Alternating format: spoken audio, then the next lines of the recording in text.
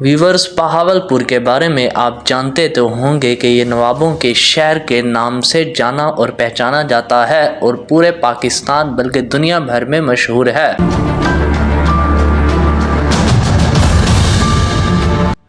अस्सलाम वालेकुम वीवर्स, आप देख रहे हैं मेरा यूट्यूब चैनल DFR व्लॉग। मैं हूं मोहम्मद रमज़ान। वीवर्स, आज का व्लॉग मेरा है बहावलपुर के रेलवे स्टेशन की सैर।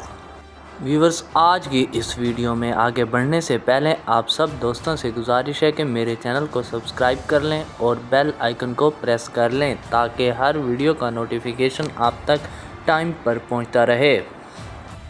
व्यूवर्स, बहावलपुर के बारे में आप जानते तो होंगे कि ये नवाबों के शहर के नाम से जाना और पहचाना जाता है और पूरे पाकिस्तान बल्कि दुनिया भर में मशहूर है।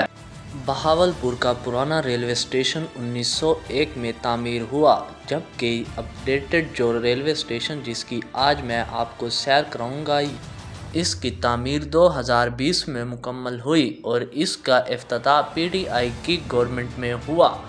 इसका इफ्तिताह पाकिस्तान के वज़ीर दाखिला शेख रशीद अहमद ने किया।